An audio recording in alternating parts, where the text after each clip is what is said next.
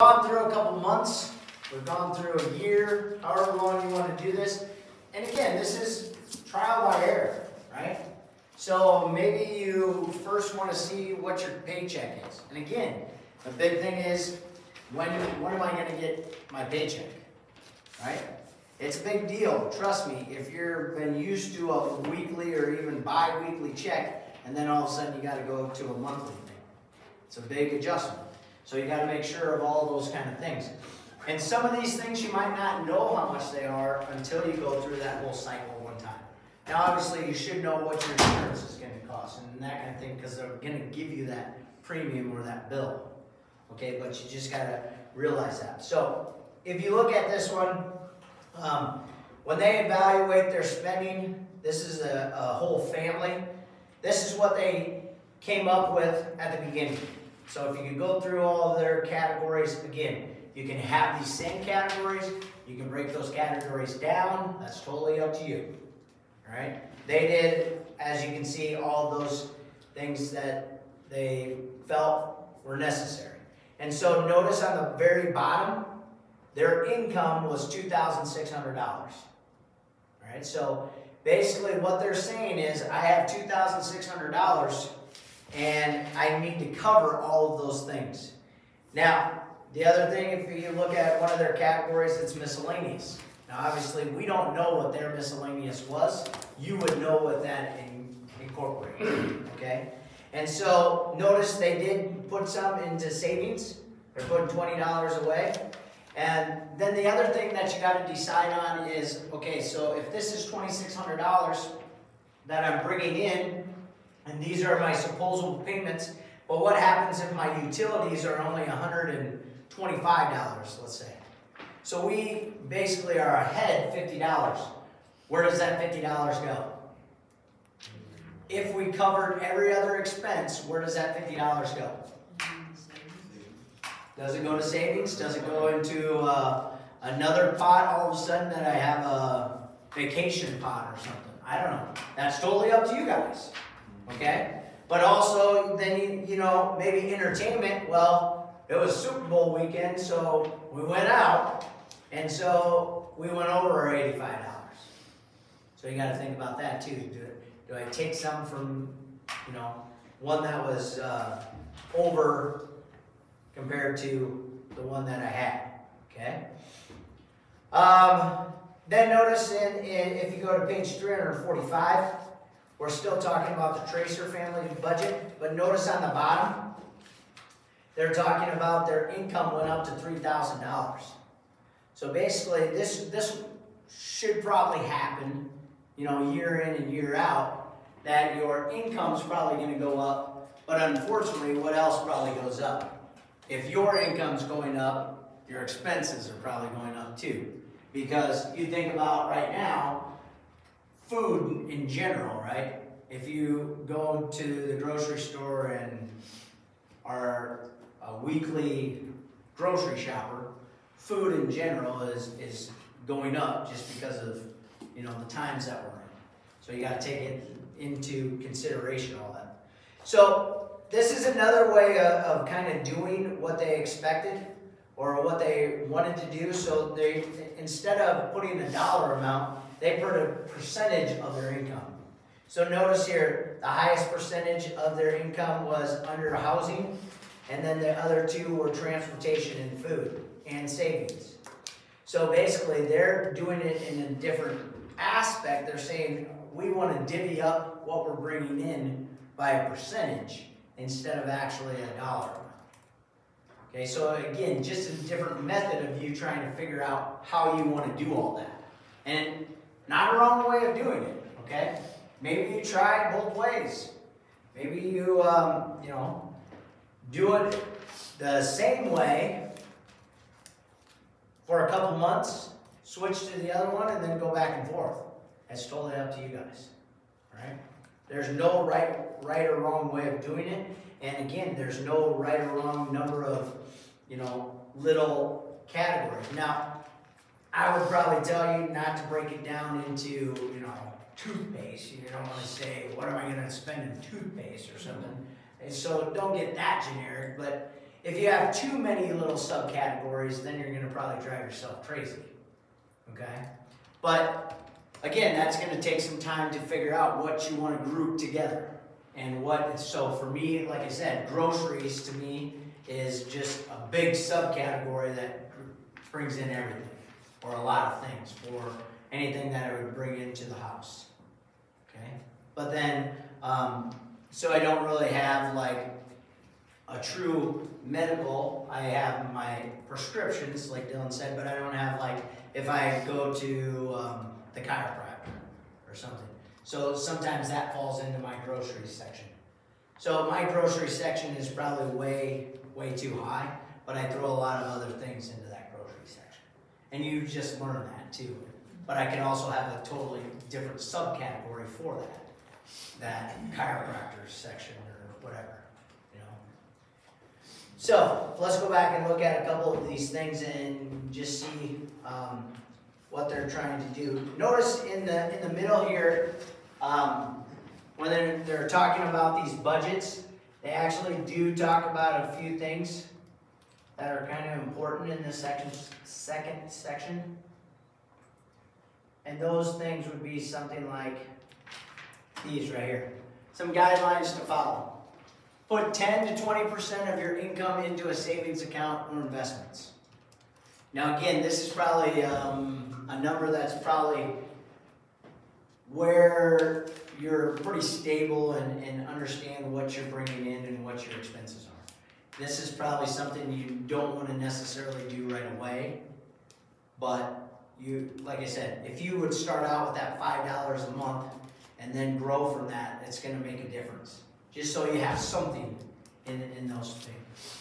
The second one, spend no more than 25 to 30% of net pay on housing. So this would be, you could get into trouble with this, like if you were used to living here in small town Iowa. Now I know we've talked about the cost of living in Lamar's is a little different than even smaller towns around us. But then all of a sudden you go to Chicago and you want to rent a loft down across from Wrigley Field so you can be there for the parties and the hoopla, right? Well, yeah, okay. You're probably talking $5 grand a month for an apartment that you probably can't host a party. Lofts out here are pretty expensive. Right, that's what I'm saying. Serious. Right, so just realize that is trying to keep you in your own little neighborhood, okay? So we probably don't want to go and splurge by buying a house out of the golf course if we move back to Lamar's, okay? Spend no more than 20% on transportation. Now again, this might not be something that you have control over. This would be, you know, again, if you lived on a farm and you were going one way or the other, maybe that's the only way that you can do it. So then, if you like the farm life, you might be way over that 20%, but that's where you choose to live in, and you're going to live there because it's paid off, and so you're taking money away from some of the other things, and you can put it towards that. Yeah, obviously, right? Okay. So then if that gas is too much, then you might have to make those adjustments and you might have to move. You know, you might have to go somewhere. You might have to use public transportation, okay? So those are just little kind of tidbits that you might want to think about as you're doing this, okay? And then, like I said, then they just go through and talk about the percentages versus the actual dollar amount. So let's go back to letter A. So notice we're using this little, I don't know what color it is, bluish green chart, and our total income is $2,600, okay? So it says find the percent of income that the tracers spend on transportation. Based on the guidelines above, is this amount reasonable? So how do I find my percent that they're spending on transportation? Divide what you spend by what you earn. Okay, so how much for transportation? So if I take 550 and divide it by $2,600, what do I get? 21%. How much? 0.21. 21% or 0.21, right? So all you're doing is taking that category, that they're talking about. And if you're going to do this in multiple problems, just realize that your 2600 is always going to be in your denominator. So by what we just talked about is 21%, okay? Oh, I rolled it down. I mean, they're a little over. But Just a tad over, right? yeah. So they're probably comfortable with that, right? Letter B, find the percent of income that the tracers save. So, how much savings are they doing? Not much. Only $20, right? So what's $20 out of 2,600? 7%. 7%? So, what do they recommend? They recommended 10. Maybe 0.7. It's 0. No. Yeah, this is way less. Isn't it closer to 1? It's 0.7%. 0.7%. Yeah. Right. Sorry. So, are we doing enough? No. No. Now again, who knows what time of life they're in, right? Meaning, are they just newlyweds that moved into a house, you know, and they're just trying to get by? Again, at the beginning, there's no harm in just breaking even, right? You got to find out all those things that you can do. So realistically, by the standards, these guys aren't meeting those standards, but maybe that's all they can do right now, right? But at least they're starting to accumulate something by putting $20 a month in, right? Make sense to everything? All right, turn the page. Why did we get the 20? It's in the little chart by savings. Oh, Okay. All right, letter C. Tri-County Supply budgets 5% of the previous year's total revenue for utilities. The receipts from last year showed revenue of $4.5 million. So again, this is a little different. This would be you going into your business now and kind of doing the same thing. So the first part was kind of doing this as, you know, a home. This would be if you're running a business and trying to kind of do the same things, but you just have a different perspective in it then, right? So, how much will the budget for utilities for the year be? What's 5% of 4.5 million? 225,000. So think about that right there, right? They have to budget $225,000 just for, what was it, utilities, right? You think about, I always wonder what our electric bill is here at school. Because there's a lot of nights you walk into this place, or I come back from a game and then every light is on the bottom floor. It just blows my mind. Okay, so again, I'm not in charge of the electrical bill, but imagine what it is at Walmart, right? You know, when they're doing all those freezers, when they're got the lights on, with the cash registers, all that stuff. Now they have to have heat on all the time, or the air conditioner all the time. Yeah, it's got to be enormous, right? Okay, letter D. The news report that next year gasoline prices will increase. Mr. Jones knows that he needs to increase the auto budget to 15% of his monthly income to cover the increase. Mr. Jones's gross pay each month is $5,400. What is his monthly auto budget to be to the nearest dollar? So basically, I'm just going to do what?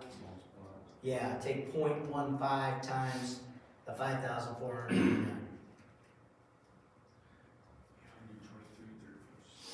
Okay, and then it says to the nearest dollar, so we would round to that. All right. So we'll come back and we'll talk about E and F tomorrow, and then we'll go on to the next section tomorrow. I hate hydrating.